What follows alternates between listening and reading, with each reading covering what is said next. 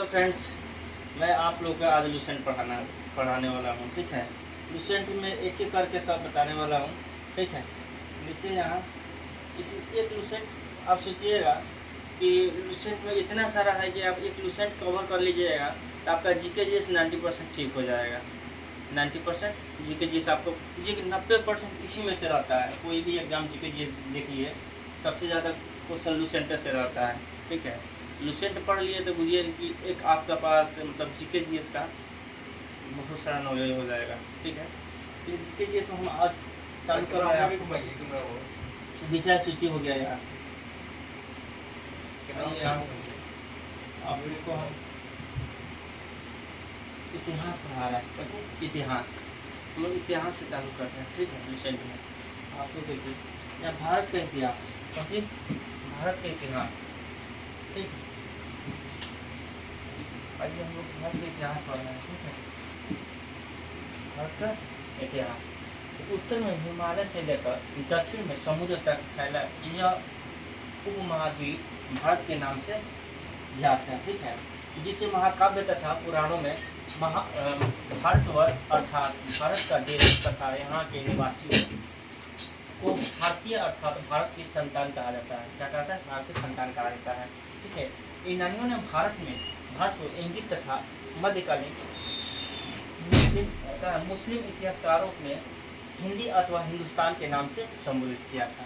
ठीक, पर है कि भारतीय इतिहास को अध्ययन की सुविधा के लिए 3 भागों में बांटा गया है। कौन कौन? 3 भागों में बांटा गया है। एक है प्राचीन, और क्या मध्यकालीन, और क्या आधुनिक। इतिहास को कितने भागों में बांटा गया है? 3 भागों में। कौन कौन? एक प्राचीन, एक क्या मध्यकालीन, और एक आधुनिक। ठीक है, अब चलिए हम लोग प्राचीन के बारे में पढ़ेंगे। हम लोग किसके बारे में पढ़ेंगे? प्राचीन के बारे में। ठीक है, प्राचीन के बारे में पढ़ेंगे। क्या कह रहा है? देखिए यहाँ पे प्राचीन भारतीय इतिहास के स्रोत, इसका स्रोत क्या क्या है। ठीक, चलिए प्राचीन भारतीय इतिहास के विषय में जानकारी मुख्यतः 4 स्रोतों से प्राप्त होती है। कितने स्रोतों से प्राप्त होती है? 4 स्रोतों से प्राप्त होती है। चलिए कौन कौन है? धर्म ग्रंथ है, ऐतिहासिक ग्रंथ है, विदेशियों का विवरण और पुरातत्व संबंधित साक्ष्य है। ठीक, आगे बढ़ते हैं। ये धर्म ग्रंथ एक ऐतिहासिक ग्रंथ से मिलने वाली महत्वपूर्ण जानकारी है। भारत का सर्वप्राचीन धर्म ग्रंथ वेद है। क्या है? वेद है। भारत का सर्वप्राचीन धर्म ग्रंथ क्या है? वेद है, जिसके संकलनकर्ता महर्षि कृष्ण, महर्षि कृष्ण द्वैतपायन और वेद व्यास को माना जाता है। ठीक है, वेद 4 प्रकार के होते हैं। वेद कितने प्रकार के होते हैं? 4 प्रकार के। कौन कौन होता है? यजुर्वेद होता है, सामवेद होता है और अथर्ववेद होता है। वेद कितने प्रकार के? 4 प्रकार के। कौन कौन? ऋग्वेद, यजुर्वेद, सामवेद और अथर्ववेद। ठीक, और चलिए वेद के बारे में हम पढ़ें। ऋग्वेद के बारे में ऋचाओं के क्रमबद्ध ज्ञान के संग्रह को ऋग्वेद कहा जाता है। क्या कहता है? ऋग्वेद कहता है। इसमें 10 मंडल होते हैं। कितना? 10 मंडल है, और 10 से 28 सूक्त होता है। कितना होता है? 10 से 28 सूक्त होता है। मंडल कितना होता है? 10, और 10 से 28 सूक्त होता है। और चलिए यहाँ आइए। ठीक है, पर है कि यहाँ पाठ में 11 सूक्तों सहित 10,462 ऋचाएँ होती है। कितना ऋचाएँ होती है? 10,462 ऋचाएँ होती है। इस वेद के ऋचाओं के पढ़ने वाले ऋषि को होत्री कहते हैं। क्या कहते हैं? होत्री कहते हैं। वेद से अर्जित की राजनीतिक प्रणाली और इतिहास के बारे में जानकारी मिलती है। ठीक है, तो कहता है विश्वामित्र द्वारा रचित ऋग्वेद के 3रे मंडल में सूर्य देवता, इसका सूर्य देवता सावित्री को समर्पित प्रसिद्ध गायत्री मंत्र है। ठीक है, इसके 9वें मंडल में देवता को सोम का उल्लेख किया गया है। इसके 9वें मंडल में देवता को सुमंडल कहा गया। क्या कहा गया है? उल्लेख किया गया।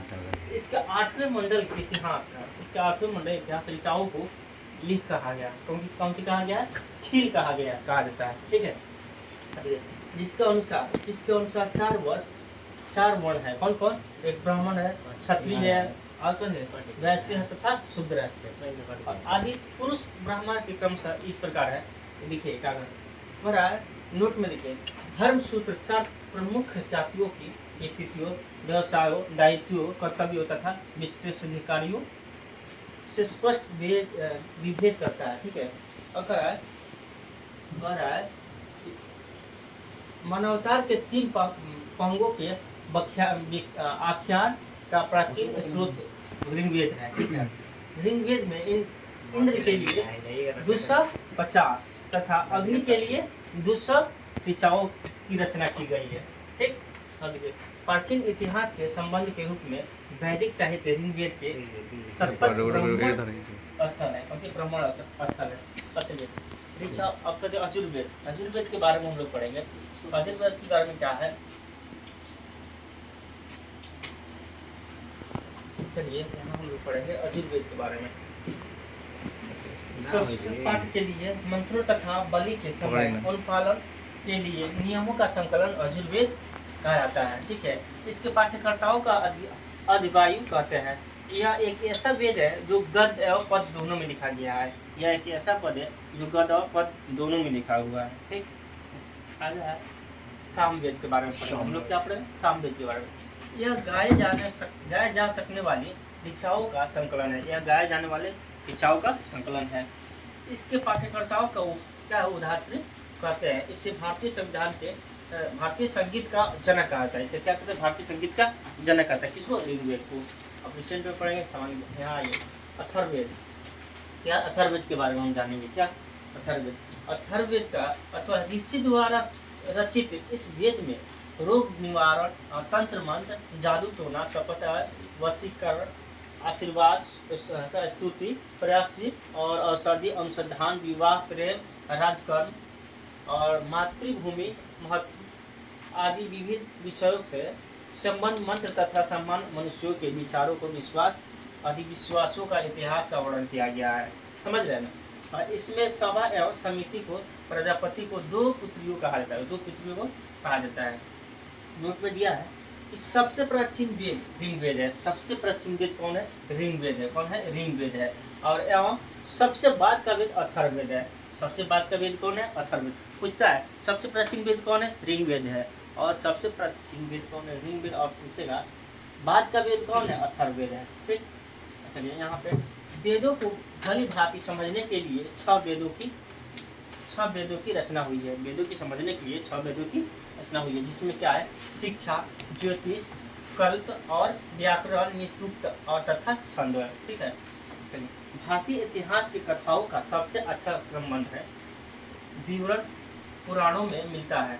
इसके रचयिता लोमहर्ष अथवा इनके पुत्र उग्रश्रवा माने जाते हैं। इनकी संख्या है 18। इनकी संख्या कितना है? 18 संख्या है, ठीक है।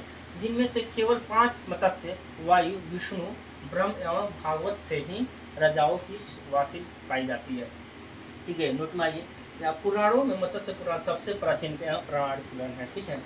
आधुनिक पुराण सरल संस्कृत श्लोकों में लिखे गए हैं। स्त्रियां तथा शूद्र जिनके वेद पढ़ने की अनुमति नहीं थी, ठीक है। और पुराण सुन सकते हैं। पुराणों का पाठ पुजारी मंदिरों किया जाता है। पुजारी मंदिरों किया जाता है। स्मृतियों ग्रंथों में सबसे प्राचीन एवं प्रमाणिक स्मृति मानी जाती है, ठीक है। यह शुंग काल का मानक ग्रंथ है, ठीक है। नारद स्मृति गुप्त युग के विषय में जानकारी प्रदान करता है, ठीक। इसमें का मेन जो है ना, इसे यहाँ आइए जैन साहित्य को आगमत कहा जाता है।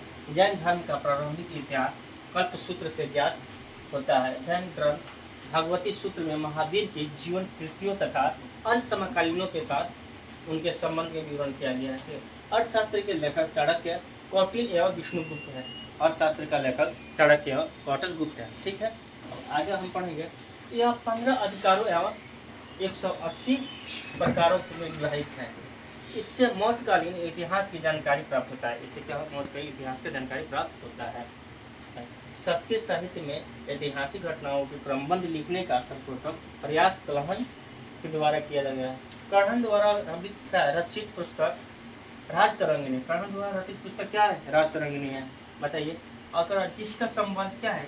कश्मीर के इतिहास से है। किससे? कश्मीर के इतिहास से है।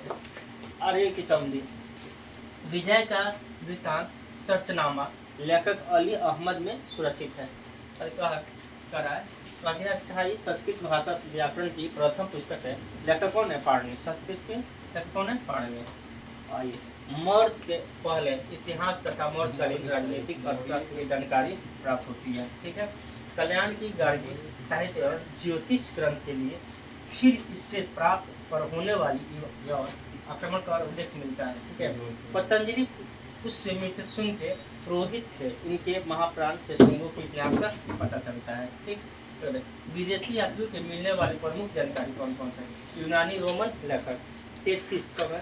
तेथिस यह ईरान का क्या है राजवैद था। भारत के संबंध में इसका विवरण